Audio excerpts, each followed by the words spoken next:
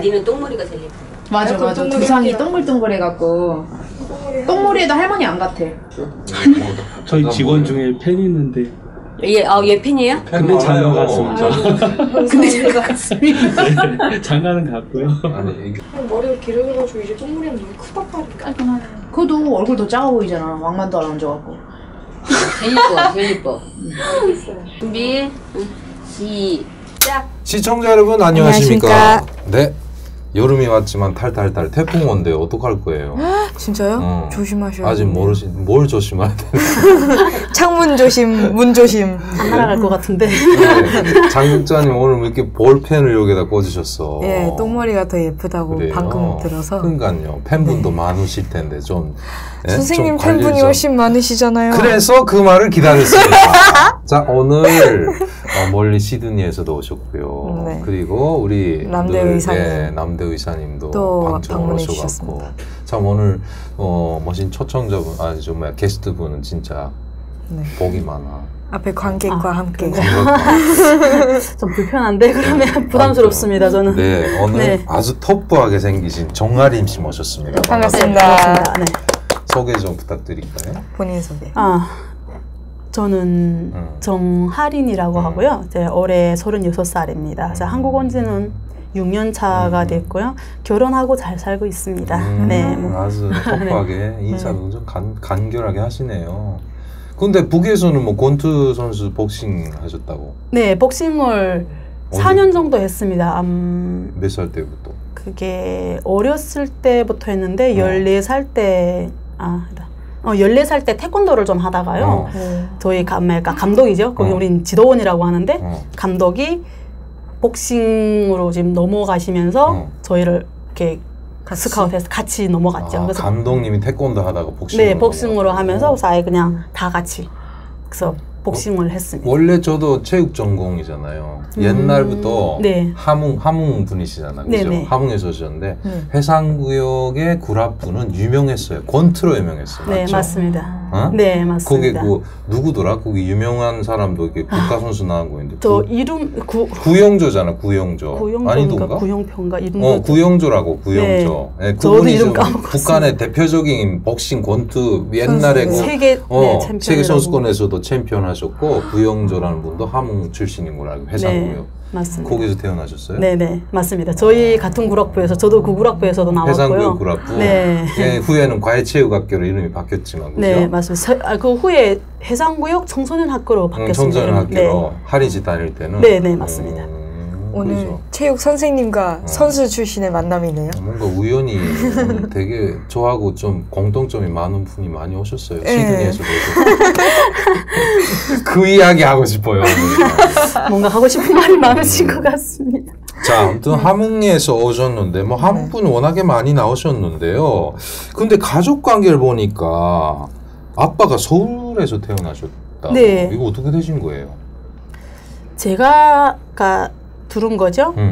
아빠가 서울, 그러니까 저희 아빠 형제가 좀 4명인데 다 서울 태생이라고 지금 알고 있고요. 그러니까 할머니가 그러니까 서울 동대문구 신설동에 계셨는데 할아버지가 거기서 뭐 한 자리 좀 하셨나 봐요. 그래서 그러니까 원래 해방되고 할아버지는 서대문 형무소에 갇혀 있다가 그러니까 북에서 이렇게 인민군이 내려오면서 서대문이니까 원래는 죽이려고 하다가 못 죽였죠. 그래서 그 경찰들이, 그러니까 파출소 경찰들이 도망가고 그 서대문 형무소를 이렇게 개방을 시키고 할아버지는 살아나오셔서 뭐 어떻게 된지는 잘 모르겠습니다. 그러니까 여튼 거기서 좀 약간 자리가 있으신 분이라서 뭐 보초도 서고 집에서 좀 약간 그렇게 좀 자리가 있으신 분이었는데 다시 뭐 거꾸로 지금 이렇게 후퇴를 하면서 할아버지는 먼저 올라가셨죠. 집에서 가족들 못 데리고 가고 급하니까.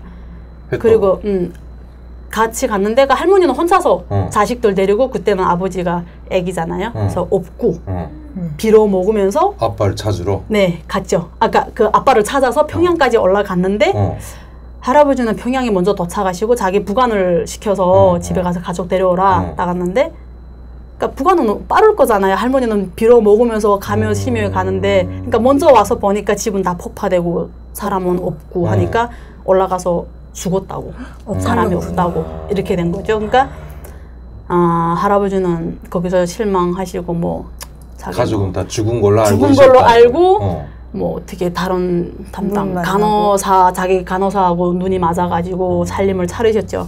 근데 그 당시 할머니가 딱 도착하니까 그런 상황이니까 할머니가 열받으신 거죠. 그래서 이제 함흥으로 내려가서 이렇게 살았다고 하시더라고요. 그때 그래서 네. 그냥 뭐 돌아서서 자식 데리고 함흥으로 가셔서 혼자 네. 그때부터. 네, 그때부터 함흥에서 사신 거죠. 참 남자들이랑 뭐 근데 그래갖고 네. 그래서 결국 아빠가 함흥에서 정착을 하셔가지고. 근데 네. 왜 하필 함흥으로 가셨을까? 그거는 잘 몰라요. 그거는 정확히 저도 잘 모르겠고요. 그래서 그러니까 그때도 저희 할머니 집이 뭐 서울대기라고 되게 유명했었고요. 뭐 제가 알기로는 아빠는 그 서울, 그러니까 원래 그러니까 남조선 태생들은 북에서도 이런 그런 거를 준다고 하더라고요. 뭐 통일되게 되면 어느 구역에 뭐 임명 간부라고 있어요. 그런 걸 다 주는데. 그걸 누가 아빠도 받으셨어요? 아빠도 있고 저희는 11과 대상이었어요. 맞아. 11과 대상이고 거기에다가 또 육과인가? 대남. 육과가 저 또 그 해외 동포 연구자. 네, 뭐 그런 것도 있고 해서 11과 뭐 대상이었는데, 뭐 되게 아빠는 따로 뭐 그런 거 많이 했었나 봐요. 저도 정확히는 모르겠지만 말씀을 많이 안 하시는데 지금은 아빠가 돌아가시고 없어졌는데 되게 고향에 가보고 싶다고. 네, 많이. 그러니까 아빠로서는 어렸을 때, 아기 때 서울 기억이 남아 있단 소리네. 아니죠. 기억 49년생인데. 아빠가? 네, 기억은 거의 없으시지만. 자기가 태어난 고향이라는 건 알고 계시니까. 또 엄마한테 상당히 많이 이야기를 듣고. 많이 고생하시고 그러니까. 근데 아빠가 그러니까 엄청 많이 아프셨어요. 그러니까 힘들고 아프고 하니까 뭔가 자꾸만 뭐 회귀 본능인가? 나도 잘 모르겠어요. 그러니까 힘드니까 뭔가 자꾸 도피하고 싶은데 도피할 데는 없으니까 고향 생각이 났었던 것 같아요. 그러니까 고향 가보고 싶다. 고향이 어떻게 생기는지 보고 싶다. 뭐 이런 얘기를 하셨죠. 어렸을 때부터. 그러니까 그래서 아프실 때 그때는 내 동생이 이제 커서 이제는 군대 갈 때가 다 됐는데 내 동생이 항상 그 얘기를 하더라고요. 아빠 걱정하지 말라고. 내가 군대 나가서 통일되면 아빠 데리고 간다고. 네, 그래서 제가 옆에서 지랄하고 있네. 제가 그래서 그러니까 누나는 어떻게 그런 말을 하냐고. 아니 네가 못할 거 왜 말하냐고. 내가 그러고 그러니까 맨날 그것 때문에 싸우거든요. 어느 애예요? 아니 오빠도 있는데 오빠는 이미 군대 갔고 그래서 야 네 오빠 하는 말도 나 백날 들었다. 야 맨날 들었어. 오빠도 그 소리를 한 모양이구나. 근데 오빠가 하는 걸 들었는데 내 동생만큼은 안 했죠. 내 동생은 되게 좀 착하고 하니까 맨날 아빠한테 아빠가 뇌졸중으로 쓰러지셔가지고 움직이지 못하시거든요. 그러니까 매 이렇게 마사지 해주면서 위로해드리는. 네, 위로해주면 내 동생 이렇게 얘기하면 내가 내 옆에 앉아서 또 거기다 참을 끼얹고 그랬죠. 아이고마. 네, 저. 아빠 무슨 일 하셨어요? 함흥에 그 모방직 공장이라고. 네, 거기에서. 유명하잖아, 거기. 네, 거기서 뭐 자랑이라면 자랑이겠죠. 아빠가 거의 고난의 행군 시기에 먹여 살리셨어요. 거의 그 부업지에 있으시면서. 부업지 책임지셨구나. 네, 거의 책임지고 김정일까지 모신다고 정말 열심히 일했는데 그것 때문에 신경 있게 쓰다가 쓰러지셨거든요. 부업지가 뭔지 알아요? 몰라요. 설명해 주세요. 그러니까 그 각 공장마다 농경지를 부여받았어. 먹여 살리기, 자체로 먹여 살리기 위한 농경지 땅을 받아가지고 거기다 농사를 짓는 그 농장에 책임을 지신 거죠, 아버지가. 그럼 정말 먹여 살리신 거네요. 네, 거기에서 그러니까 명절 때마다 그러니까 염소가 몇백 마리 키우고 양 몇백 마리 있고 돼지 뭐 소 뭐 진짜 막 하고 감자도 해서 명절 때마다 그 함흥 모방직 공장의 직원이 8,000명 정도 되거든요. 8,000명 정도 되는데 그 직원들한테 양고기를 적어도 한 가족당 500g씩이라도 돌아가게끔 염소고기라도 그거를 다 해줬거든요. 아빠가 난 감자도 다 하게 해주고. 그러니까 뭐 굶어 죽지 않을까 어쩌다 한 번이라도 밥 한 끼 먹을 수 있게끔은 했던 것 같아요. 그 당시에. 힘들 때. 네네. 그러니까 애아버리도 막 앞장서서 막 해서. 네, 아마 하린 씨는 아마 어렸으니까 기억이 안 날지 모르는데 함흥 모방직에 그 뭐야 미녀들이 많았어. 옛날에 유명했어요. 그 아가씨들이 많거든. 거기 일하는 게. 그러다 보니까 그 아가씨들이 허신용 무기로 뭘 갖고 다니는지 아세요? 뭘 갖고 다녔어요? 그 각개바늘이라고 해서 그 기계에 들어가잖아. 네네네. 코바늘 비슷한 코바늘 이렇게 살짝 갈고리 갈고리처럼 돼서 옛날에 이렇게 뜨개질하는 거 있잖아. 그걸 갖고 다녔대. 그래서 밤에 그 반교대 하니까 밤에 늦게 집에 들어가야 되는 경우가 있거든. 근데 우리처럼 뭐 택시도 없고 없으니까 가다가 남자들이 덮치면 그거를 이렇게 해가지고 한번 어쩌다 그러니까 눈에 찔려가지고 그런 사고가 났었다는 이야기가 막 이제 그만큼 그 모방지게 미녀가 많았다. 처음 듣습니다, 저는. 네. 모방지기 유명했다고 하면 모방지기. 네, 유명합니다. 그 일제 때부터 있었던 공장이거든. 워낙 모방지기. 크고 그리고 그 모방지 공장 지배인이 워낙 또 여자분인데 처녀예요. 또 처녀인데 유일하게 함경남도에서 유일하게 216 벤츠를 타고 다니는 분이거든요. 네, 그러니까 그게 김정일이 친히 이렇게 그러니까 직접 그러니까 2월 16일에 김정일이 생일인데 자기 생일이 붙어있는 넘버가 붙어있는 차를 선물하면 누구도 뭐 건드리지 못하죠. 그 흔히 요새 보도에서 나오듯이 그거예요. 그 북한의 노동당 중앙위원회 상무위원들 또는 위원들에서 특정적인 사람들만 특별한 신임을 받은 사람만 타는 차거든. 참 대단한 사람이에요. 아무튼 자 그렇게 해서 거기에 서 있다가 아빠가 힘들게 병에 걸리셨구나. 네. 엄마는 무슨 집에서 그냥 네, 어머님은 워낙 키우면서. 네, 주부인데 이민반장을 했었죠. 반장을 하고. 근데 저도 지금 생각해보면 두 분 다 대단하신 게 두 분 다 평양 뭐 대회도 갔다 오시고 했거든요. 근데 아버지가 그러니까 네. 할아버지지. 네. 할아버지가 평양에 계셨을 거 아니야, 그지? 아 이게 뭔가 하셨을 것 같은데. 하셨죠. 그지? 한자리 하셨는데 지금에 와서 생각해보면 아마 북한에서도 정권에서 북한 정권에서 한국 태생으로서 그 북한에서 거의급 자리에 있던 사람들은 아마 다 이렇게 숙성을 그 단계를 과정을 했는데 그거에 걸려 있었던 것 같아요. 그래서 뭔가를 딱 트집 잡혀서 어디 뭐 농장에 목장에 가서 지배인으로 계셨어요. 근데 자식들은 그냥 평양에 있고 그러니까 이쪽 자식들이죠. 우리 말고 이쪽이 말고 그러니까 평양에 있고 할아버지는 거기에서 지배인으로 있다가 서가 죽었어요. 서가 죽었는데 그 책임을 지고 수용소로 가시고 갔다. 거기서 아마 돌아가신 걸로. 그러니까 그 동안에 그 할아버지가 몰래 아빠랑 만나셨. 그런 거는 저도 정확히 할머니가 뭐라고 말씀하셨냐면요. 항상 얘기하시는 게 내가 죽어도 저 영감탱교협회 안 간다고.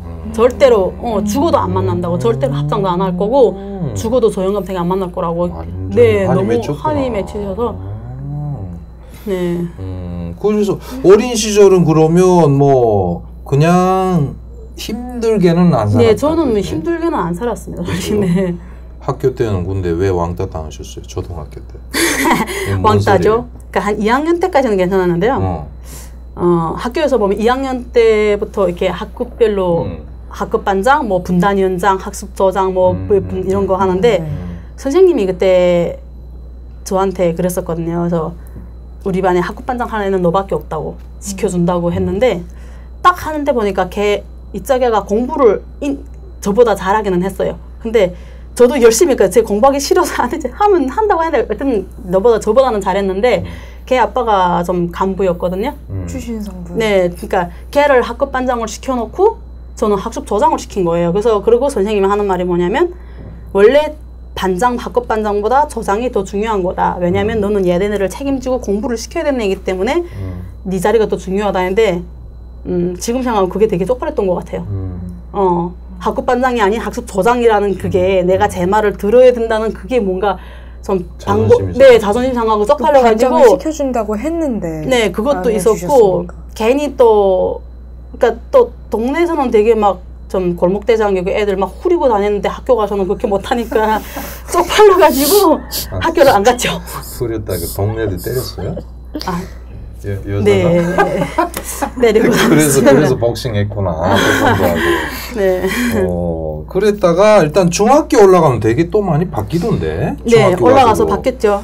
어떻게? 간부하셨어요? 아니죠. 그러니까 초등학교 때 이게 왕따가 학교를 안 나가니까 부계장점 그런 게 조직 생활을 못 하게 되면 선생님이 앞장서서 애들을 왕따를 시키거든요. 쟤는 저 불량배다 학교 안 나온다가 그때부터 별명이 불량배야 뭐 깡패야 뭐 이런 말이 있다가 중학교 딱 올라오기 전에 동네에 있는 언니가 그러더라고요. 너 학교에서 힘든 일 있냐고. 제가 아니 하니까 힘든 일이 있든 없든지 간에 중학교 올라오자마자 네가 제대로 답지 못하면 너 6학년까지 이렇게 고생할 거라고. 너 동네에서는 잘하잖아. 그 말 동네에서 뭘 잘하셨는데? 아, 남들 잘 때리잖아. 그래서 동네에서는 잘 때리잖아. 그래서 그 말 딱 듣고 나니까 뭐 어차피 뭐 초등학교는 네가 해도 올라가서 뭐 하든지 안 해도 상관없다 생각해서 뭐 그까짓 연연하지 말자 이러고 올라가서 한번 붙었죠. 그 학급 반장이하고 걔가 원래 여자애? 그 여자애였는데 그 학급에서 걔가 일진이었어요 거의. 공학 아니었어요 그때는? 남녀공학이었는데 근데도 그러니까 남자패 따로 있고 여자패가 따로 있죠. 그러니까 서로 참견을 안 했어요. 근데 근데 이상하게 저는 여자패하고 어울리지 못했는데 남자들하고 되게 또 친했거든요. 예. 근데 얘랑 한번 붙었는데 그 일진 여자애가 붙었는데 1학년부터 아까 집단 체제를 연습할 때인데 1학년부터 5학년까지 다 있는 자리에서 싸웠는데 엄청 싸우죠. 근데 치고받고? 아니 그렇게는까지는 안 하고 때리고 싶었지만 때리지는 못하고 일단은 말싸움을 했는데 얘가 엄청 울고 막 도망가더라고요. 그다음부터 애들이 처음에는 개편을 들더니 얘가 울고 도망가니까 우르르 나한테 오더라고요. 그거 몽땅 다 욕해버렸어요 애들을. 쟤한테 다 붙어있다가 이제 와서 이런다고 너네 다 똑같은 것들이라고 이러고 욕하고 누구도 안 친했어요 제가 그때. 그래서 결국 과외체육학교랄까요? 태권도. 네 그러면서 근데 그때는 학교 다니다가 그다음부터 애들하고 뭐 오면 친하고 안 오면 뭐 별로 친하지도 않고 이러다가 혼자서 다니고 놀러 다니고 막 이랬던 것 같아요. 아빠가 되게 속상했겠다. 딸내미 나가서 계속 그렇게. 아빠는 집에 잘 안 계셔가지고 항상 그 부업지에 나가 계시니까. 엄마는 속상하셨죠. 매일 저녁마다 그냥 이틀이 멀다하게 집에 뭐 거짓말 안 하고 문떨적이 불날 정도로 사람들이 찾아왔으니까요. 친구들이? 그러니까 친구들이 학교 안 나와서 찾아오는 것도 있고 동네에서 때려서 찾아오는 것도 있고 네. 부모님들이 와서? 네, 부모님들에서 나랑 놀지 말라고 엄마들이 그러는데 애들이 나랑 안 놀면 못 놀아요. 왕따고 하니까. 그래서 어차피 또 놀아야 되잖아요. 그럼 놀면 또 집에 가면 또 울고 이렇게 하면 또 엄마들 찾아오고 좀 악순환이 되긴 했는데. 담배 피웠어요? 아니요, 저는 그런 건 안 했습니다. 아니 술도 잘 못 마십니다 제가. 그래? 네. 뭐야 무슨 전설의 주먹도 아니고. 아니 그런 건 아닌데 좀 분노가 많았는지 잘 모르겠어요. 네. 아니 원래 함흥 여자들이 옛날에도 좀 이렇게 좀 그렇게 기가 세다는 얄개라는 말을 좀. 세긴 센데 근데 또 여울이자라고 뭐 좀 뭔가 특장점이 있죠. 그렇게 해서 중학교 그러면 태권도를 시작하게 된 계기는 뭐예요? 태권도가 원래 동네에서 제가 아까 골목대장이라고 했잖아요. 제 동갑애가 있는데 맞았구나. 저한테 계속 항상 맞고 다녔던 애인데 그러니까 얘는 나한테 딱 친구라고 해서 나는 항상 얘를 카바치고 다녔는데 눈싸움을 했어요 한번. 내 동생이 얼굴에 맞아가지고 가서 한 방 때렸거든요 제가.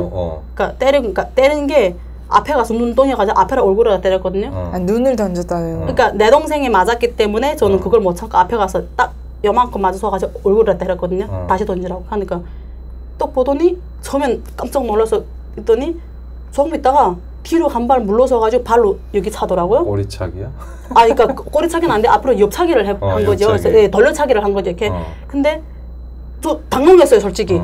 그러니까 무서웠다기보다 얘가 나한테 반항하네 이게 딱 들었는데 이게 뭐지 하는 생각 들더라고요. 그러니까 처음이었거든요 저한테.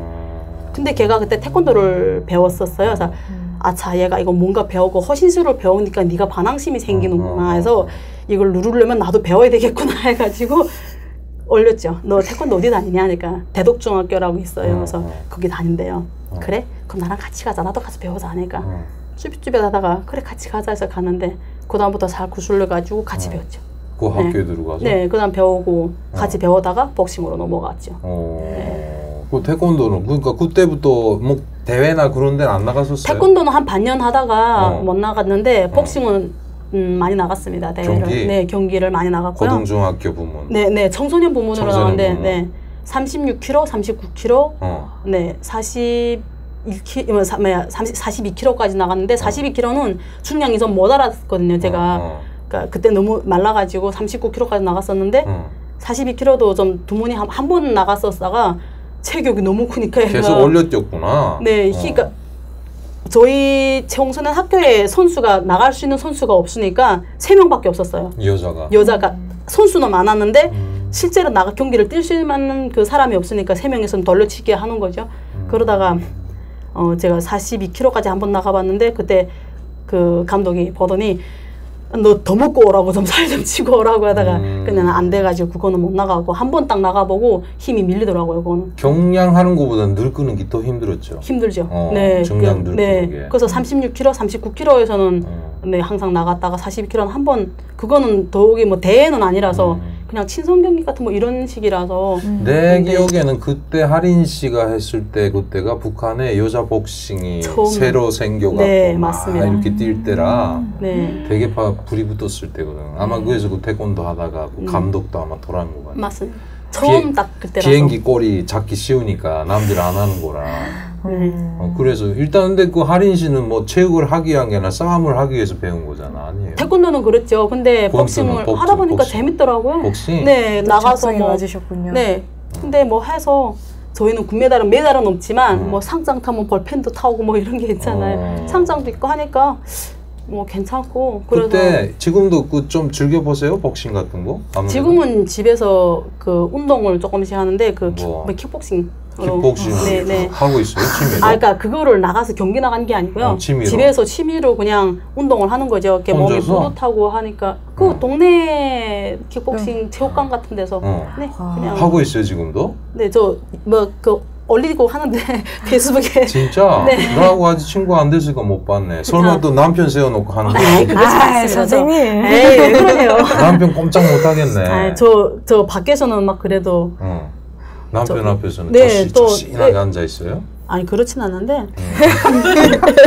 아니 그건 아니죠. 그건 사기고 친구들이 놀래요, 솔직히. 왜? 그러니까 애교한다고 깜짝 놀라죠. 그래서 너 이런 면이 있냐고. 아, 친구들이? 네, 애교할 터프한 뻔하고. 면만 보다가 이제 네네, 남편분 보면. 앞에서는 그러니까 내가 막 터프하고 목소리도 높고 막 이러면 남편이 어떻게 견디겠냐고. 좀 여자라가 좀 조곤조곤하고 이래야지 남편도 이렇게 하는데 야 네가 살아봐 막 이렇게 얘기를 하는데 실제로 우리 집에 와서 보고 아니면 친구들이랑 밥 먹고 할 때 보면 깜짝 놀라거든요. 야 자기는 이런 건 몰랐다고. 그러니까 집에 와서 보면 그냥 뭐 원래 제가 봤을 땐 그게 다 원래 습관인 것 같아요. 이게 살기라는 거보다 옛날 북에서부터 내려오던 그 봐온 게 있으니까 그게 몸에 밴 것 같아요. 그래서 내가 볼 때는 우리 집 그 동거인도 북에서 소프트볼 선수를 했거든요. 네. 가끔씩 집안에서 거실에 서서 스윙 설거지 해야 되는데 그럼 내가 설거지를 해요. 똑같지 뭐. 진짜요?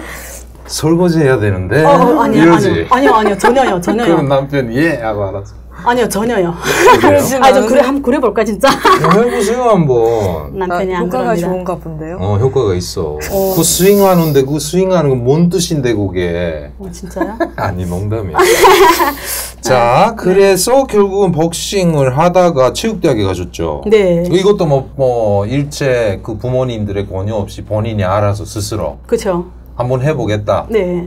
비행기 꼬리 잡아보겠다 그렇죠. 이런 걸로. 그때는 진짜 열심히 한번 해보려고 했었어요. 저 그때 체육대학 들어갔을 때도 여자 복싱이 몇 명밖에 없었고 제가 체육대학 그 여자 복싱조 조장을 했었어요. 조장하면서 청년 비서까지, 네, 세포 비서, 네, 그런 것까지 했었으니까 사람 많지 않고 내가 경기도 많이 해봤고 하니까 했었는데 그때는 저가 처음에 그러니까 우리가 원래 6시 반에 기상을 해서 운동 저기 얼른 나가고 밥 먹고 하는데 5시에 나가서 제가 몇 바퀴 좀 돌고 훈련 조금 하고 다시 누웠다가 그러니까 들어가 씻고 있다가 다시 같이 조깅하고 했었거든요. 그걸 한 몇 개월 해봤어요. 해봤는데 워낙 좀 끈기가 없고 인내심이 없다 보니까 저도 지긋하지가 못해서 가다가 그냥 때려치긴 했는데 좀 해보려고 하기는 했었어요. 근데 체육대학에 가서도 역시 그 일진 자리는 골목대장 계속 유지하신 거예요? 나이 들고 싸우지는 않았죠. 그래요? 네, 그러니까 싸운 게 체육 학교 있을 때까지는 싸웠는데 청소년 학교 있을 때까지. 대학 가서는 그 다음에. 네, 그때는 나이가 있고 뭐 그리고 진짜 그때 한번 내가 그 안 싸웠던 이유가 진짜 있었던 게 저희 집에서 한번 그 싸움이 났었는데 우리 집에 이렇게 오락기구가 있었어요. 그래서 동네 애들이 와서 노는데 남자애가 놀다가 체격이 되게 컸었는데 짜증나서 나가는데 안 나가더라고요. 그래서 제가 이렇게 나가라고 너 나가 막 그랬는데 안 나가서 이렇게 싸움 붙었죠. 싸움 붙었는데 얘가 삽자루 들고 때리려고 그러더라고요. 그래서 근데 그게 나는 삽자루 들고 딱 때리는데 나는 그게 몸에 밴 거라서 피해가지고 바로 이렇게 쳤는데 이게 이빨이 나갔어. 안에 입안 터져가지고 피가 엄청 흘렀는데 얘가 후에 들어보고 얘가 병이 있는 애들하고 백혈병이 있었대요. 그래서 저는 몰랐죠. 근데 그때 엄청 혼났어요. 엄마한테 엄청 혼나고 그래서 진짜로 나는 이거 주목을 진짜 제대로 막 하면 안 되겠다 했고, 네, 그래서 그 다음부터 안 싸웠어요. 밖에 이거 굳은 살이 아직 있습니다. 장난 아닌데 오늘 좀 조심조심 합시다. 몸 살려야 되는데요. 자, 근데 하다가 중퇴를 하셨어요. 네. 그 원인은 뭐예요? 아까 저 말씀드렸다시피 아빠가 그 모방지 공장에서 부업지에서 일을 하셨잖아요. 그래서 똑같이 소가 죽었어요. 우리 할아버지처럼. 그러니까 소가 그러니까 김치 um을 팠는데 감자랑 넣고 김치랑 넣는 그 um이 있는데 그게 소가 빠져가지고 다리가 부러지면서 못 나오다 보니까 그게 그 소가 거기서 뭐 어떻게 된지 트라우마가 생겼는지 뭐 어떻게 된지 죽었어요. 끝내는 죽었는데 그걸 바로 처리를 하면 안 되잖아요. 그래서 그렇지. 그거를 처리를 하기는 해야 되는데 그냥 두면 썩지. 그래서 그다음에 아빠가 바로 내려오셔가지고 그 시청에랑 가서 그거를 신청해가지고 죽은 사유를 또 써가지고 그거를 정리를 해야 되거든요. 근데 빨리 해야지 그게 고기도 썩지 않고 어떻게 썩어버려도 아깝고 하니까 그거 때문에 막 신경을 쓰시고 막 이러다가 뇌출혈이 길을 가시다 그대로 쓰러지셨거든요. 뇌출 그냥 혈관 튀셨구나. 네네. 그래가지고 쓰러지셨는데 처음에는 괜찮았었는데 훈련 끝나고 이렇게 동생이 왔더라고요. 그래서 집에 오라고 잠깐 와보라고. 근데 우리 집이 되게 가까웠어요. 저 체육대학하고. 그래서 집에 가보니까 아빠가 이렇게 누워 계셨는데 의식은 있고 의식이 없었는데 계속 이렇게 막 헛소리를 하는 거죠. 네, 막 하는 거죠. 그래서 아빠 내가 왔다고 내 말 들리냐고 하니까 아 모른다고 막 이렇게 막 뭐 얘기하시더라고요. 그게 저를 보고 엄마가 하시는 게 저 왼쪽에 못 쓴다고 하시더라고요. 그래서 그 이빨 꼬집어봤어요. 감각이 없으시더라고요. 그래서 그게 좀 지나다가 아빠가 원래 그 가정 이렇게 세대주. 네, 세대주였었는데 부양했었는데 아빠가 쓰러지시니까 이제는 엄마가 하셔야 되잖아요. 그래서 근데 처음에는 아빠가 워낙 공장에서 비중이 있으시던 분이라서 그 지배인도 왔고 막 사람들이 찾아오고 해서 병원도 가고 막 했는데 시간이 지나다 보니까 이제 사람들도 발길도 떨어지고 안 오고 그 부업지도 이제는 아빠가 다 일컷이 온 건데 이제는 다른 데 넘어갔죠. 다른 사람이 이제는 해서 그 다음에 엄마가 이제는 장사를 해야 되고 하니까 아빠를 돌봐준 사람이 없으니까 제가 그 다음에는 그만두고 집에 가서 똥을 좀 제가 다 받아내고. 아빠는 네. 딸 엄청 사랑하셨어요? 저는 그러니까 애동딸이죠. 네, 저희 정씨 가문에 제가 하나였어요. 그래서 제가 아마 어릴 때부터 그게 믿는 구석이 있었나 봐요. 그래서 큰 댁에 가도 큰 오빠고 작은 오빠고 다 그냥 나를 이쁘다고 그러고 할머니 큰아버지 작은아버지 뭐 할머니 다 내 편 들어주고. 통틀어 그 정씨 지방에서는 할인세 하나였구나. 네, 딸이. 그러니까 어딜 가나 다 이쁨 받고 그래서 아마 그랬던 것 같아요. 그러니까 아빠 계속 병구안 하신 거죠? 네, 저는 그 다음부터 아빠가 그냥 병원하신 거죠. 마지막 그래도 아빠랑 게 의사소통 되셨나요? 아, 며칠 지나서 아빠가 정신을 차리셔서 의사소통은 가능하셨는데 움직이지를 못하셔서 그 다음부터는 훈련 끝나고 오면 항상 와서 마사지 해드리고 막 이런 거 했는데 긴병에 효자는 없더라고요. 제가 한 6개월, 그러니까 아예 운동 그만두고 집에서 6개월 지나 7개월 정도만 아예 그냥 진짜 어중동 받아내고 다 제가 빨래하고 막 이런 거 했는데 지치죠. 안 하더라고요. 언제부턴가 하기 싫더라고요. 그래서 네, 아이고 그랬어요.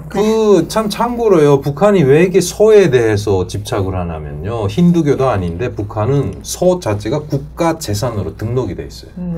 사람보다 소가 더 귀한 나라니까. 그게 우리처럼 먹기 위한 것이 아니라 농사에서 일을 하기 위한 일종의 기계하고 똑같은 거예요. 그래서 소를 잡아먹은 국가 재산을 탐호한 거가 돼가지고 그래서 총살 당하고 막 그런 거예요. 그러니까 할아버지도 그렇고 할인 씨 아빠도 그렇고 그 소 때문에 그렇게 됐다는 게 하고 마음대로 못 잡아요. 도축도 못 하는 거예요. 그거 하려면 가축 방역소라는 데서 왜 죽었냐 사인을 다 이거 하고 뭐 하고 그 간부들이 비중을 하고 위까지 올라갔다니 되게 복잡해요. 그러니까 그것 때문에 자칫 잘못하면은 본의가 아니래도 책임자기 때문에 그 소의 죽음 때문에 죄를 뒤집어서 그러니까 그래서 고민을 많이 한 거지. 참 안타까운 나라예요, 그 나라는 참. 소가 뭐라고? 아마 할아버지 그 전례도 있어가지고 아빠 내가 지금 생각해 보니까 할아버지도 그것 때문에 네, 수용소 이렇게 하시니까 아빠도 그 생각에 트라우마가 있었던 것 같아요. 제가 봤을 때도. 그러면서 무슨 정주영 회장이 가져왔던 소는 다 잡아먹고 말이야.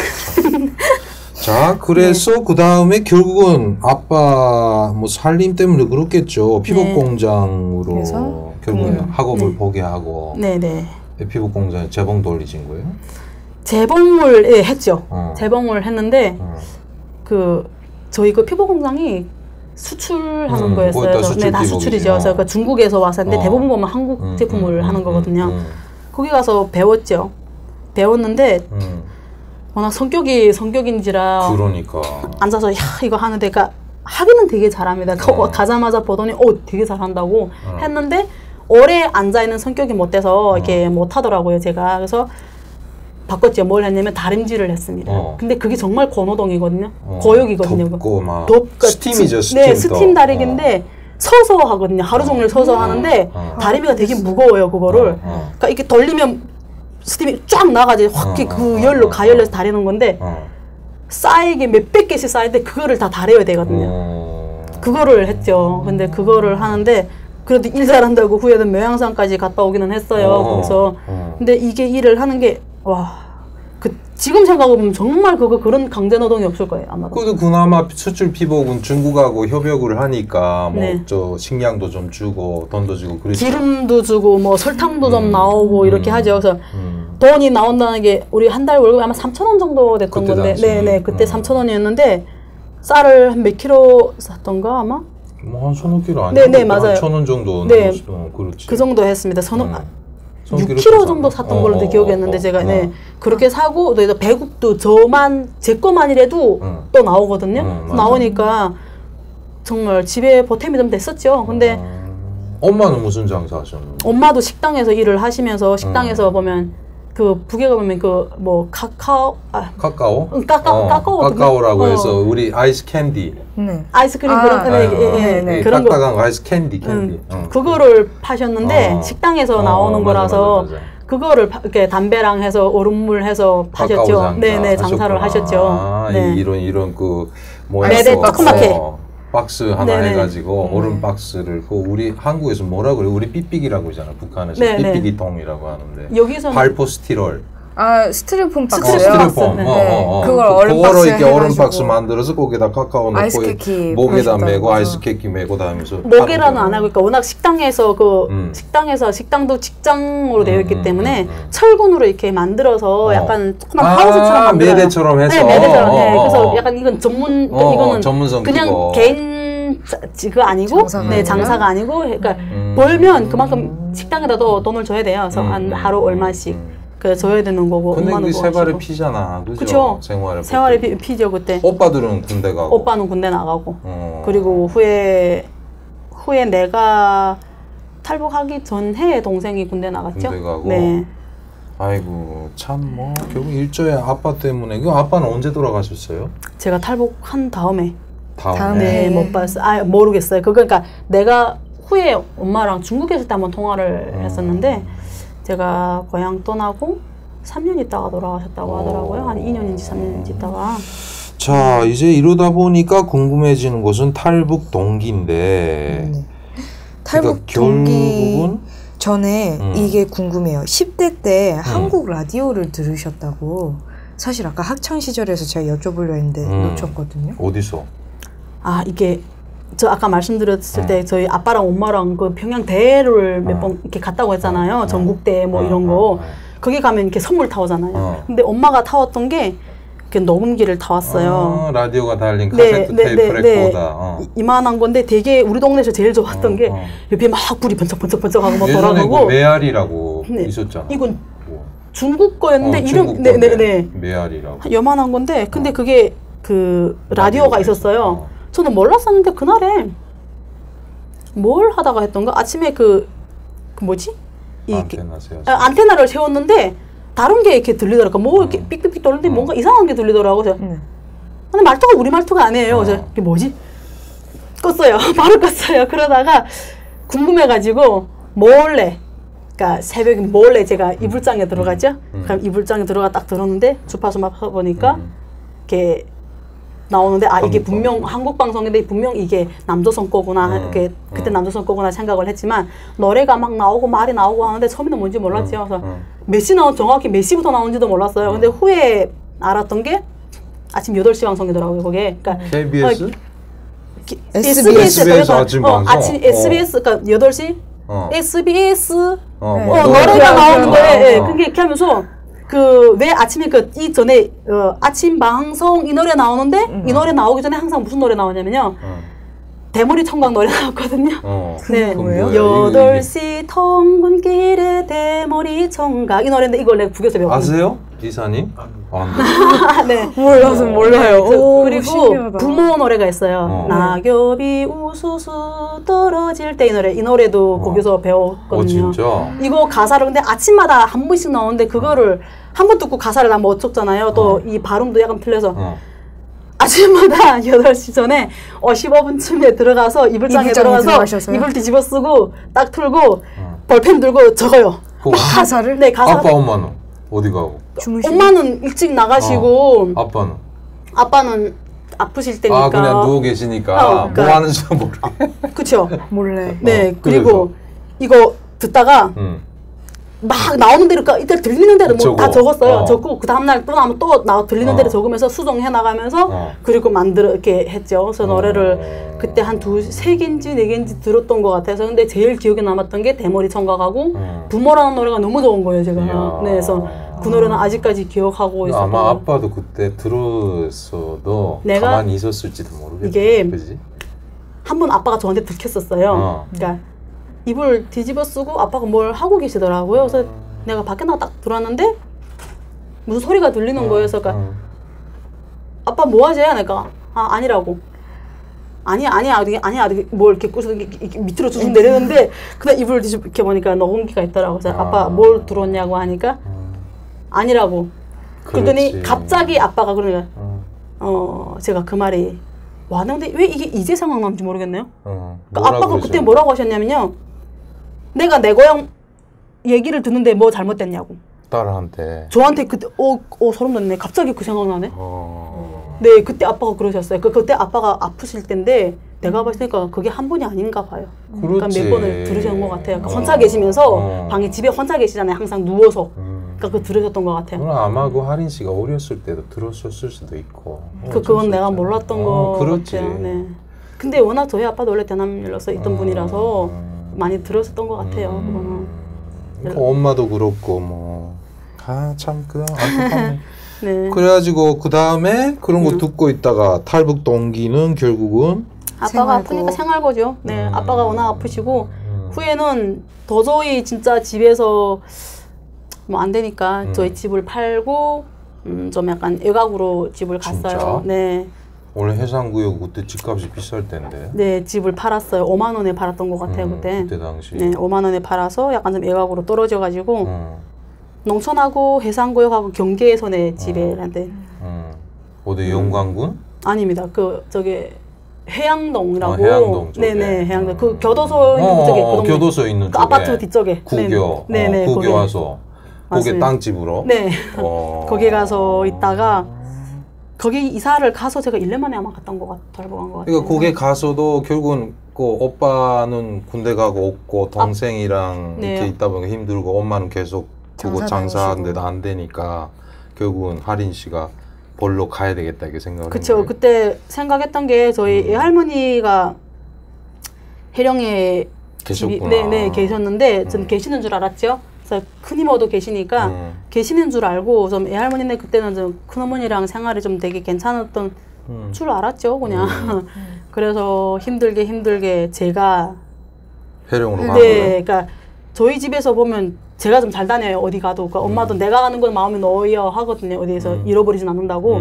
그래서 제가 가서 근데 갔는데 할머니는 이미 돌아가셨더라고요. 근데 해령에 가니까. 네, 돌아가셨는데 뭐 이모는 엄마가 또 오게 되면 힘들고 또 할까봐 소식 전하기도 어렵고 일부러 안 전했다고 하더라고요. 그래서 그거 알고 한 푼, 그러니까 덤도 뭐 받으러 갔는데 덤도 못 받고 어떻게 할지 몰라서 해령 여기에 이렇게 앉아서 집에 오려고 멍에 이렇게 앉아 있었죠. 근데 어떤 아줌마가 그러더라고요. 자기 혹시 또 나타나셨네. 꼭 나타나. 네, 장사를 가야 되는데 배낭 좀 매달라고. 그래서 저 집에 가야 된다고 하니까 아니 그냥 여기에, 근데 제가 그때 아마 봤을 때는 알고는 어렴풋이 알고는 있었던 것 같아요. 저기 중국이라는 거는. 그러니까 저게 지금 장사 가는데 저 갔다 오면 자기 돈 주겠다고. 중국 처리는 안 하고. 네, 중국이란 말은 안 하더라고요. 그거 하린 씨도 그때 그 국경 쪽에 갔을 때 중국 이야기는 전혀 못 들었던 거예요? 그냥 근데 어렴풋이. 왜냐면 어릴 때도 해령으로 많이 놀러 갔고 저기도 중국인 거 알고 어릴 때도 중국 통로로 TV를 많이 봤어요. 저는. 그래서 알기는 저기 저 동네가 중국이구나 하는 건 알지만 설마 중국을 가겠냐. 그땐 탈북이란 걸 전혀 모르니까 나는 그런 거에 대해서 전혀 개념이 없었으니까 그래서. 설마 했죠 솔직히. 근데 저기 그냥 강 건너 갔다 온다고. 내 강 건너나 망양 가는 줄 알죠. 그냥 그래서 배낭만 너무 많아서 그러니까 배낭만 매달라. 가면 7만 원 주면 되는 거예요. 그래서 엄청 큰 돈이잖아요. 그래서 에이 거짓말 한다고 하니까 아니 진짜라고. 자기 이게 진짜 이게 비싼 물건이고 그래서 네가 보니까 되게 팔팔하게 생겼다고. 근데 팔팔하게 생기기는 그래서 내가 생각엔 아마 그때 감정은 뭐 가자. 네 가자 했는데 거의 뭐 알며 속는다는 그런 느낌이었던 것 같아요. 중국인 건 알고 있었던 거예요. 약간 느낌이 뭔가 그냥 이상하다고 하면서도 따라 나섰죠. 그래서 따라 나섰는데 되게 웃긴 게 강물 건너갔는데요. 이 아줌마하고 갈라졌어요. 왜? 왜요? 깜깜할 때? 네, 새까만데 그러니까 어떤 할머니 한 분하고 그 아줌마랑 나랑 이렇게 3명 갔는데요. 배낭물 한 명당 하나씩 맸어요. 뭐가 들었는데? 모르죠, 저는. 모르고 그냥 매신 거예요? 네, 근데 난 후에 보니까 그 안에 아무것도 없어요. 아, 진짜? 넉마밖에 없었어요. 위장이구나, 위장. 네, 넉마밖에 없었어요. 근데 그러니까 이 아줌마는 같이 내려왔는데 물살이 좀 셌었어요. 그러니까 나랑은 진짜 할머니는 이렇게 물길 따라서 난 좀 얕은 곳으로 가다 보니까 할머니가 약간 좀 휘청휘청해서 할머니 내 손 꼭 잡으라고 넘어지겠다고 이렇게 아래쪽으로 내려가서 그 좀 올라가려고 했고 이 아줌마는 또 저쪽으로 갔고 그래서 둘 다 길을 잃어버린 상태거든요. 그러니까 서로 갈라졌는데 어떻게 해서 올라갔어요. 올라갔는데 이 할머니가 너 여기 처음 오지? 그래서 처음 온다고 하니까 아이고 하더니 너 근데 저 여자를 어떻게 알았냐고 해서 그 얘기를 했어야 되니까 막 웃더니 일단 너 나 따라오라고 그러더라고요. 그래서 가더니 길에 이렇게 산 길이 있는데 이렇게 앉아있으라고 자기 갔다 온다고 기다리라고 어디 가지 막 여기서 기다리라는 거예요. 그래서 너 여기 어딘지 아냐고 해서 가만히 있었어요. 그러니까 너 아네 하고 해서 알지? 이러는 거예요. 그래서 모르겠습니다. 그러니까 여기 중국이라고 해서 그냥 아무 말도 가만히 있었어요. 그러니까 기다리라고 그러더니 갔어요. 그리고 저는 가만히 있는데 어떤 사람이 지나가면서 소박 먹으러 하시는 분인데 지나가다가 새우깡을 이렇게 하나 주고 가더라고요. 한국 거? 한국 새우깡? 중국 거? 중국 건 기억이 안 나는데 새우깡이 이만큼 큰 거였어요. 네, 줬는데 신기하긴 한데 배는 고프긴 하고 그래서 근데 먹던 게 떨어진 거긴 했는데 주더라고요. 먹으라고. 너 배고프지 않냐고 먹으라고. 그러더니 한참 보더니 그냥 가더라고요. 그래서 저는 앉아있는데 아까워가지고 하나 꺼내서 입에 녹여 먹는데 너무 맛있는 거예요. 그거. 그래서 그걸 앉아 먹다가 한참 있다가 어떤 한 50대 아저씨가 와서 저 이름 부르면서 이름 어떻게 알았대? 아마 그 할머니가 네 그런 거 같아서 맞냐고 해서 할머니가 보내서 왔다고 가자고. 그래서 저 어디 가는 거예요? 그러니까 우리 집에 가니까 걱정 말라 따라오라고 해서 따라갔으니까 저손족이잖아요. 그래서 그 들어가니까 할아버님하고 이 아저씨하고 같이 사는 거예요. 그러다가 거기서 있는데 아이고 저렇게 해서 속아서 왔다고 지금 그런 얘기를 지금 하는 거지 할머니. 그때가 19살 때잖아. 네네. 19살 때인데 저는 일부러 또 바보인 척했죠. 가만히 있었지. 한 말도 안 가만히 있었거든요. 괜히 뭐 아는 척했다가 또 어떻게 될지도 모르니까 아무 말도 가만히 있는데 배고프다고 밥을 해서 주는데 쌀밥이 나오더라고요. 쌀밥에 뭐 감자 반찬에 한 여러 가지 있는데 전 진짜 오랜만에 그죠 실컷 먹었죠. 먹고 잤어요. 그리고 자고 나서 일어나니까 집 생각도 나고 지금 어떻게 되지 해서 집에 가겠는데 겁도 나죠? 겁은 안 났어요? 처음에는 겁은 안 났어요. 어떻게 될까? 집을 간다고 하니까 내일 전에 집에 갈 거라고 해서 그런가 보다 했죠. 근데 그날 저녁인데 동네 아저씨가 왔었어요. 사주 봐준다고 저러고 책 봐주고서 그 앉아서 한참 했는데 너 돈 벌 생각 없냐고. 그래서 돈이요? 하니까 식당에 가서 일을 하면 너 돈을 엄청 번다. 그래서 이렇게 하면서 내일 아침에 새벽에 한 6시쯤에 저기 언덕 있는 저기 나오래요. 말하지 말고 나오래요. 그 집주인한테 말하지 말고. 나오래요. 그래서 한번 고민해 보겠다고 하니까 나오라고 하는데 제가 아무리 생각해도 뭔가 좀 이상해서 안 나갔거든요. 그러니까 이 사람이 아마 저를 인신매매에 넘기려고 했는데 제가 안 나가니까 거사질을 한 거죠. 그래서 그날 저녁에 우리가 그러니까 우리가 지금 떠나기 딱 전에 이제 이 할머니는 집에 가겠다고 준비 다 해놓고 저도 너 나한테도 지금 옷을 막 챙겨서 이렇게 주더라고요. 집에 가서 옷 챙겨 입으라고 옷도 챙겨주고 신발 막 챙겨주고 했는데 공안이 들이닥쳤는데 저한테 중국말로 뭐라 하는데 저는 모르잖아요. 그리고 집에 갔는데 나는 집에 보내달라고 뭐하는 짓이냐고 집에 가겠다고 막 그러니까 집에 보내준다고. 그래서 거기서 있는데 그 파출소 안에서도 경찰이 저한테 왜 집에 가겠다고 그러냐고 바보 아니냐고 너 집에 가면 어떻게 되는지 아냐고 해서 나 집에 간다고 미쳤냐고 내가 막 그랬고 너무 와서도 또 그러고 계속 그러더라고. 그때 되게 막 이상했어요. 왜 저 사람들 날 집에 가지 말라고 그러지? 왜 집에 가면 죽는다고 그러지? 네, 그래서 되게 이상했거든요. 너무 전진하지 뭐 19살이 뭘 알겠어. 근데 더구나 함흥에서 살다 보니까 거기를 밖에 나가 국경지대 전혀 모르는 거라서 강 건너가는 것 자체도 비풀보 월경이라는 것도 몰랐다. 그건 그 개념을 전혀 몰랐습니다. 그때는. 근데 그때부터 뭐 단련소야 뭐 어떤 거기에 일단은 와서 모의부 갔을 거잖아. 네, 집결소 단련도 뭐 이렇게 거쳐 가다 보니까 알게 됐죠. 그거 중국에서 파출소 있다가 이틀 만에 다시 건너온 거예요? 네, 해령으로 해서? 네, 거기가 정성? 정성으로? 네. 해서 바로 모의부로? 네, 정성 모의부에서 정성 모의부에 있는 거기에 우리를 봐주는 뭐 분들이 있어요. 그 남자분들이 무슨 거기서 뭐라고 하던가? 네, 하여튼 모의부 사람이? 네, 모의부가 아니고 남자들을 그냥 다른 공장 군의대 같은 그런 사람들, 네, 노동자 규찰, 네, 규찰, 맞아요, 네. 그분이 절 보고 이제 만약에 보이원이 널 보고 오라게 되면 자기 이름 부르고 가지 말라고 자기가 빼준다고 하더라고요. 절 보고 그래서 알았다고 했는데 후에 보이원이 바뀌었어요. 그러다 보니까 그 못 빠지고 저는 그냥 이름 아무리 대도 나 몰라요. 네, 모르니까 그게 누군데 하면서 이분이 이렇게 하니까 후에 근데 그 사람이 바로 왔더라고요. 오기는 왔는데 그분이 왔는데 언제 바뀌었냐고 이쪽 사람 어디 갔냐고 하니까 담배 피면 어디 갔냐니까 그 사람 지금 아침에 일 있어가지고 갔다고. 그가 바뀌다 보니까 저는 그대로 그 언성 그 단련대 가서 거기 가서 있고. 몇 달? 거기 오래는 안 있었던 것 같아요. 한 1개월 안 있었나? 네, 오래는 안 있었습니다. 거기. 근데 거기 가서 결국은 탈북을 했다 잡혀온 사람들 뿐이잖아요. 네네, 그렇죠. 많은 이야기를 듣게 된 거야. 많은 이야기를 듣는데 더구나 그러니까 거기서 자기네끼리를 얘기하더라고요. 처음에는 아예 안 들었거든요. 근데 제일 진짜 너무 배고파서 못 견디겠더라고요. 그러니까 거기는 밥을 아예 안 주잖아요. 주는 게 통강냉이를 뭐 한 요만큼씩 주고 하루 거 딱 한 번 주는데 너무 배고파서 막 생감자를 한참 먹고 하는데 옆에서는 그 돈이 있으니까 이렇게 음식을 사 먹잖아요. 먹고 있는 싶은데 뭐 자존심을 상하니까 달란 말도 내가 내 돈이 아니니까 달란 말도 못하죠. 그래 가만히 이렇게 있는데 그때 내가 처음 느낀 게 뭐냐면 딱 그러니까 냄새가 이렇게 막 나잖아요. 그러니까 눈 감으면 안 보면 된다. 그렇게 하니까 냄새가 나니까 코를 막으면 된다. 근데 귀에 또 들리는 거예요. 그래 미치겠는 거예요. 근데 먹구멍에서 갑자기 나도 모르게 뭔가 순대가 넘어가는 거예요. 그러니까 이게 너무 배고프다 보니까 환각이 환상으로 해서 그게 내가 몸이 체험을 하는 거죠.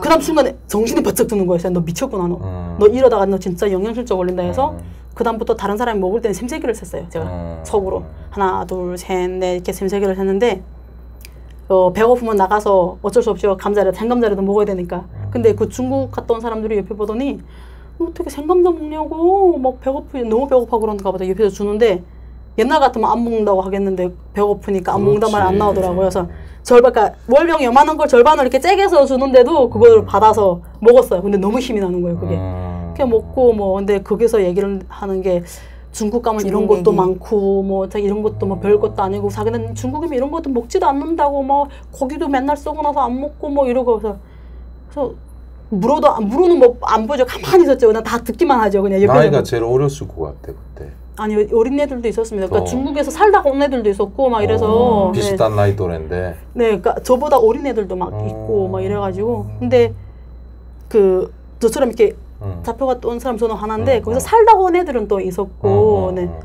엄마가 이세인 것 같아요. 그래서 태어난 애들 태어난 애가 또 다시 굴려온 네네 같이 논 애가 있고 또 엄마랑 잡히면서 같이 네네 그리고 중국에서 갈 때 같이 넘어갔다가 또 온 애들도 있고 네 같이 나편 애들도 있고 그러니까 거기서 막 얘기를 하는데 옆에서 막 이렇게 얘기를 하니까 저는 그런 것만 듣잖아요. 그 듣기만 하죠 옆에서.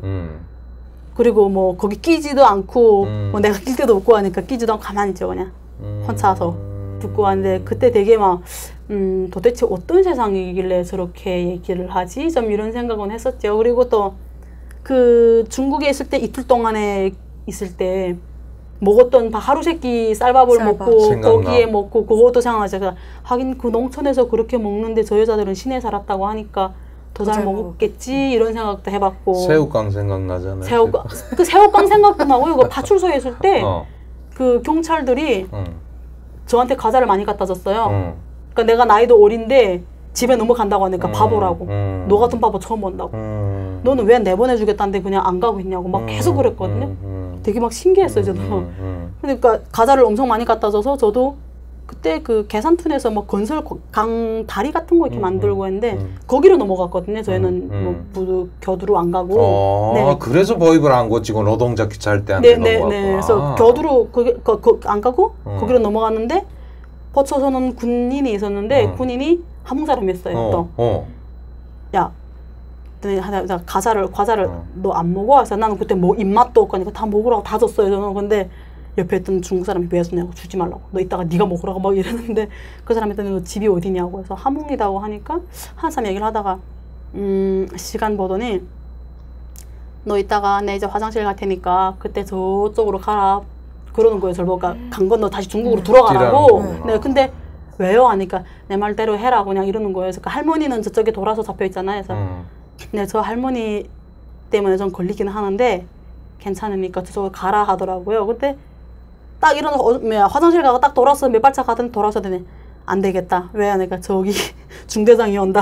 보니까 중대장이 오는 거예요. 근데 만약 중대장 안 왔으면 가려고 그랬어요? 안 갔을 것 같아요. 제가 봤을 때는 저는 안 갔을 것 같아요. 제 사정을 잘 모르니까 아마 뭐 몇 번 했으면 갔겠죠. 근데 그렇지. 저는 아마 그분들도 제가 뭐 탈북을 거기서 몇 년 살던 사람이고 약간 좀 돌아가고 눈 빽빽 돌아갔으면 안 보냈을 수도 있을 것 같아요. 근데 워낙 좀 이렇게 바보처럼 이렇게 있으니까 가라고 했던 것 같아요. 근데 건너가기는 다리 굳은 거 건설하니까 건너가긴 쉬웠나 봐. 네, 그러니까 다리가 시멘트 가지고 이렇게 만들어 가지고 그냥 아직 건설을 하던 중이라서 시멘트 이렇게 깔아놓은 데거든요. 그래서 거기로 건너가는데 그게 몇 분 정도 걸릴 것 같아요? 걸어서? 뛰면은? 뛰면은 뭐 1, 2분도 안 1, 2분 나와요. 네, 계산통이 거기 좁아요, 되게. 네, 되게 좁고 그거 딱 강옆에 앉아 있고, 그러니까 조선족 사람도 옆에 있다가 얘 데리고 가서 자기 가서 옷이라도 몇 개 좀 사입히고 오겠다고 막 그런데 근데 군인이 안 보내더라고요. 그러다가 자기가 화장실 가는 척 할 테니까 가라고 했는데 딱 돌아서서 그게 작전이 잘 안 돼. 중대장이 온다고 안 된다고. 그러니까 그때 되게 뭔가 운도 좋으면서도 안 좋고 좀 그랬던 것 같아. 그러니까 나이가 너무 어리니까 판단력도 안 서고. 근데 아무튼 그러면서 그 잡혀 있는 기간에 많은 걸 얻어듣고 그쵸. 하다 보니까 환상이 생겼죠 그때. 생각도 좀 바뀌고 이렇게 돼서 일단 이제 집에까지 온 거예요? 왔죠. 집에 왔는데. 제가 그때 그 청진 단련대 농포직결소 거기에 있으면서 부업치료 갔거든요. 그러니까 청진 거기 있으면 옥수수 가루 막 이상한 밥을 먹잖아요. 근데 다행히도 부업치료 또 갔어요. 거기서 부업치료 가서 김을 매는데 허리 진짜 아파 죽을 정도로 일을 했지만 밥은 정말 잘 먹었어요. 줬대. 밥은 정말 잘 먹었어요. 근데 거기서 맹장이 아파가지고 일을 좀 못했었는데 제가 함흥이라고 보니까 또 처음이고 그러다 보니까 연락이 좀 빨리 가고 아프고 하니까 데릴러 빨리 왔었거든요. 빨리 왔거든요. 그래서 빨리 나갔는데 집에 도착해서 그 담당 그 저희가 공장이 공장이 피복 공장이 성천강구역에 있다 보니까 성천강구역 그 담당 주재원 거기가 있었거든요. 거기 가서 한 일주일인가 한 6날인가 있었다가 분주소 안에 네네 시 구역 안 정도? 성천강구역 분주소 네네네 그 안에 있다가 한 4일 정도 있었는데 기억이 잘 안 나는데 거기 있었어요. 있다가 엄마가 이렇게 오셨는데 엄마가 얼굴색도 되게 많이 좋아지시고 도시락 이렇게 싸우시더라고요. 그래서 아 집이 형편이 좀 좋아졌나 했어요. 그리고 저는 집이 또 해상구역이니까 해양동 분수소로 또 옮겨갔다가 그렇지. 집에 딱 갔는데 형편이 나아진 게 아니더라고요. 그럼 엄마는 또 어디서 빚을 내갖고 했나? 그러니까 엄마는 제가 엄마 보고 엄마랑 많이 대화를 했는데 엄마가 그러시더라고요.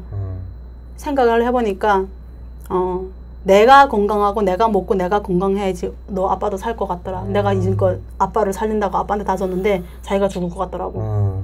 그 생각이 나서 그동안 좀 자기가 많이 챙겨 드셨다고 그래서 얼굴색이 많이 좋아진 거라고 집의 상기는 예전보다 못하면 낫지는 않다 그렇게 얘기를 하시더라고요. 그래서 그걸 보니까 집에 있기 싫은 거죠. 이게 아니구나. 그다음 아빠는? 집에 들어갔다 아빠는 그냥 누워 계시고. 네, 아빠가 저를 보자마자 엄청 울으셨죠. 그래서 어딜 갔다 이제 왔냐고. 네. 얼마나 걱정했다고 막 하는데 그 다음날 저 맹장 때문에 바로 수술을 했죠. 바로 아팠어요? 네, 맹장 터지진 않았는데 아프니까 그게 수술을 받고 일주일 입원했다가 실밥 풀고 그 다음날 이제 엄마하고 얘기를 했어요. 그동안에 엄마 돈 벌러 가겠다고. 그러니까 저는 돈 벌러 가기로 했어요. 그러니까 그때 듣기도 그때 그 아저씨가 날 보고 뭐 식당에 가서 일을 하면 한 달에 못 벌어도 진짜 거의 한 7, 8만 원씩 버니까 그래서 나도 그 생각 엄마하고 해서 엄마 내가 빠르면 한 3개월 정도 되고 늦어도 1년 정도만 벌면 아마 우리 집이 그래도 살 것 같다. 집도 사고. 그래서 엄마 기다리라고 내 것 갔다 온다고 하는데 엄마가 또 말리진 않더라고요. 중국 간다고 하는데 별로 이게 얘기를 안 하시더라고요. 마지막에 돈을 다 탈탈 털어서 저한테 다 챙겨주시더라고요. 여비를. 해상구역 그 시장 아시죠? 네, 해상시장. 해상시장 그 강둑에서 헤어졌어요, 엄마하고. 장마당 있는 네, 장마당인데 거기서 마지막에 엄마가 나한테 빵을 2개 사주시고 돈을 다 털어주시더라고요. 엄마한테 남겨야지. 엄마가 아니 괜찮다고 자기는 가면서 굶지 말고 가라고. 그래서 그거 가지고 떠났죠. 못 타고 떠났어요, 그게. 기차 타고. 기차 타고 뭐 차 타고 하는데 그 운이 좋았던 게 제가 맹장 수술을 했었으니까 실밥 푼 지 하루밖에 안 지났으니까 이게 다 이렇게 거죽이랑 다 그대로 있잖아요. 근데 그때 또 선거철이었어요.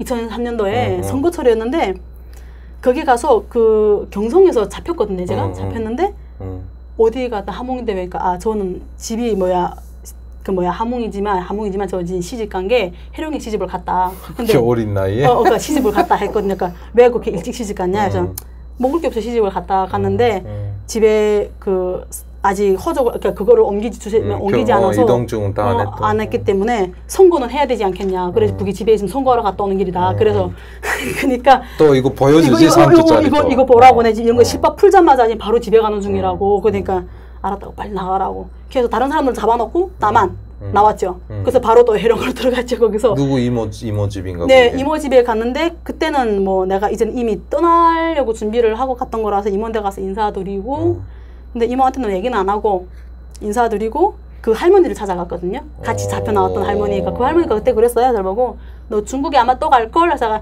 나는 안 간다고. 절대로 안 간다고. 그랬는데 가게 돼 생각 바뀌면 와라. 너 아마 올 것 같아.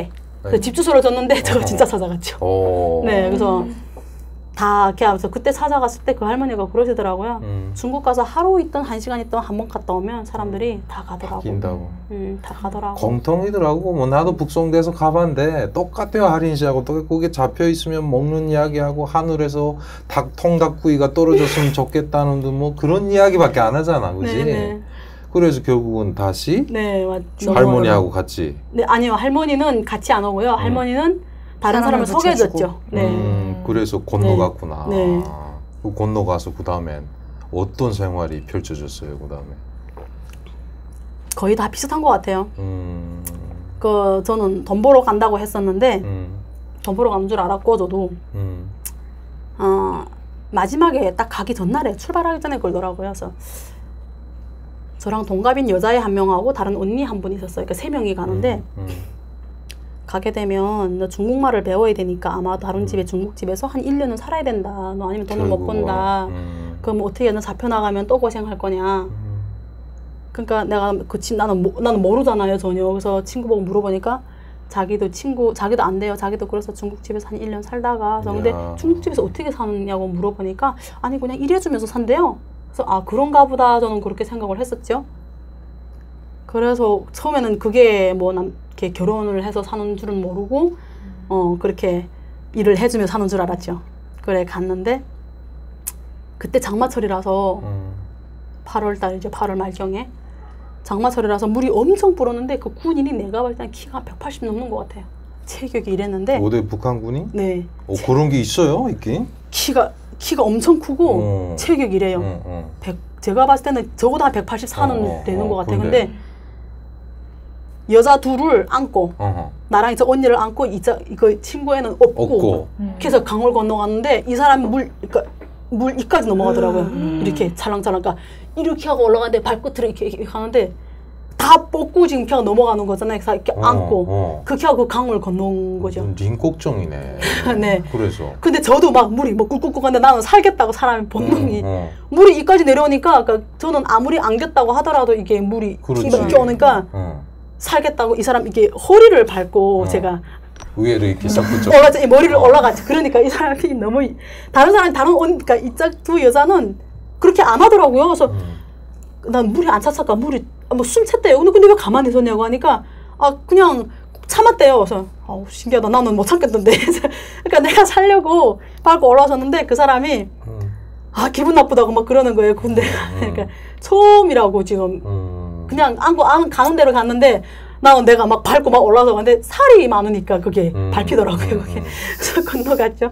건너갔는데 그게 벌써 브로커가 조선족 브로커가 있고 기다리고 있다. 네, 오토바이 타고 있더라고요. 그래서 거기서 기다리는데 오토바이 타고 그 집이 계산톤 그쪽이니까 그 집에 가서 샤워하고 옷 다 갈아입고 기다리고 한 하루 있다가 이틀 있다가 갔죠. 그다음 각자 다 분산돼. 그러니까 저 언니는 뭐 자기 언니 찾으러 왔다고 하는데 제가 봤을 때는 그분은 중국에서 좀 살던 분이시던 것 같아요. 그래서 그러니까 찾으러 왔겠구나. 네, 근데 찾으러 온 게 아니라 그 언니는 자기 알아서 간 것 같고 나랑 얘랑 같이 움직였죠. 비슷한 또래예요? 네, 동갑이어서 되게 이쁘게 생겼어요, 얘가. 가도 하몽? 아니요, 걔는 청진이네. 청진에. 청진인데 정말 이쁘게 생겼어요. 키는 작은데 그래서 같이 움직여서 중국 깊은 데까지 갔죠. 심양 쪽까지. 심양 쪽까지. 네. 연행선까지 들어갔죠. 거기서 처음에는 그 시내에서 남자들 만나고 해서 다 중국말 하니까 저는 못 알아듣잖아요. 왜 그러는가 했거든요. 저는 왜 그러나 했는데 걔가 좀 물세를 알더라고요. 그러니까 자기 친구가 먼저 들어와 있으니까 그래서 이게 우리가 팔려고 하는 거다. 그래서 그때 좀 기분이 나쁘더라고요. 그래서 걔 왜 하니까 우리 이렇게 안 하면 시집 안 가면 누구도 우리를 거두를 안 주니까. 거두 안 주고 일을 한다고 해도 돈도 안 주고 어쩔 수 없다고 그러는 거예요. 그래서 너 그럼 어떻게 할 건데 그냥 가겠냐고. 근데 저도 그때 딱 생각한 게 드는 생각이 뭐냐면 너도 이제 보니까 되게 막 말강령이처럼 막 이렇게 놀고 되게 잘난 척하고 이래도 나약하구나 하는 생각 그때 들더라고요. 너 나약하구나. 너도 살자니까 그냥 가만히 그냥 그러고 있구나 하는 생각이 들더라고요. 그러니까 생각은 머릿속으로 생각은 도망갈까? 좀 이런 생각을 많이 했죠. 근데 안 되더라고요. 그게 참. 19살이에요. 19살. 근데 많이도 싸웠어요. 솔직히. 그러니까 걔는 이미 정해진 집에 갔었고 저는 몇 번을 남자를 했는데 제가 안 봤죠. 싫다고. 네, 제가 보면 안 본다고. 안 본다니까 브로커들이 때리려고 하더라고요. 근데 저는 그러니까 제 성격이 달래면 또 잘하는데 이렇게 윽박지르면 또 원래 또 안 하는 성격이라서. 그래서 어떻게 됐는데? 같이 싸웠죠. 저를 때리려고 하기 때문에 제가 같이 발로 차고 싸웠죠. 맞기도 했는데 저도 때리고 같이 맞고 했는데 다행히 브로커가 체격이 큰 사람이 아니라 작은 사람이라서 저도 좀 몇 대 때릴 수가 있었지 아니면 엄청 두들겨 맞았을 것도 있는데 그래서 어쩔 수 없이 마지막에는 제가 포기를 했어요. 그냥. 그렇지. 아무리 그렇게 반항을 해도 선택지가 없잖아요. 그 동네에서 북한 분들을 만났죠. 만났는데 가서 그 동네 갔더니 어떤 언니가 그러더라고요. 도망가고 싶어도 일단은 살아라. 참아라. 참고 나도 똑같다. 참고 살다가 네가 정말 잘하고 준비를 해야 된다고 보지. 그때가 도망가라. 이게 너 마음 이해가 가고 네가 성격 보니까 그렇게 되게 반항심도 있고 막 그런 것 같은데 이게 답은 아니다고. 아무리 마음에 안 든다고 해도. 그래서 그때 제가 그랬거든. 언니 이왕 팔려오는 건데 팔려오면 내가 그래 마음에 드는 사람이라도 못 찾냐고.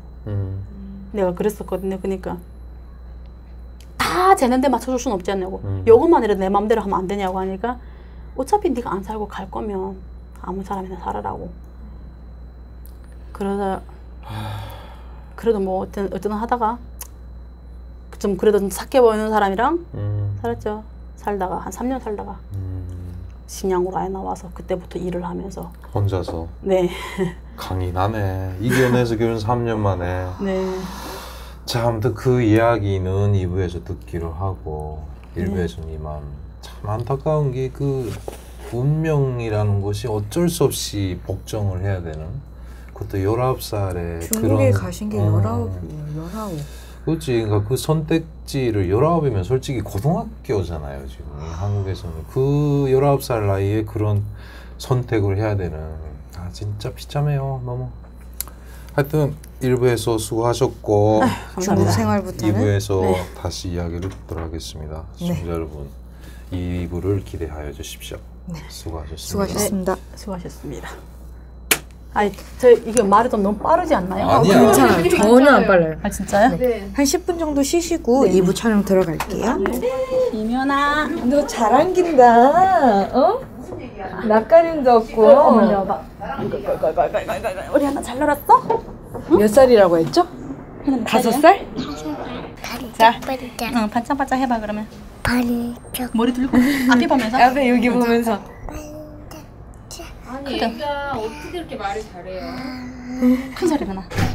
세상에. 아름답게 빛으리 평적 하늘에서도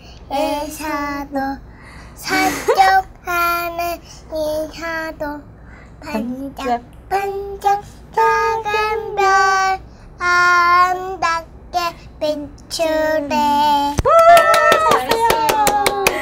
너무 귀엽다. 우리 현아 누구 닮아서 이렇게 똑똑하지? 그치. 누구 닮아서 이렇게 이쁘지? 엄마. 맞아. 잘했어.